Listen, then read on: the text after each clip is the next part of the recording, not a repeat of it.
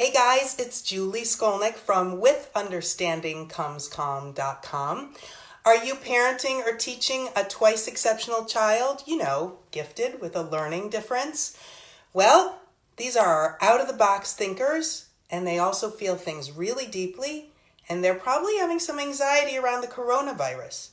So here's my tip for your 2E student or child. Instead of hugging, instead of shaking hands with people, you can just say, let's shake on it. I think your kids are going to love it. I have to give a shout out to my good friend Rachel McAnalyn, who's known as Ms. Math, who does this with her virtual students online. She says, let's shake on it because they're virtual. And I just thought this was such a great idea now, today, while we're having all this coronavirus craziness. Okay, talk to you soon. Check out my website, withunderstandingcomescalm.com, and my virtual conference, Let's Talk 2E, at 2daysof2e.com. Take care.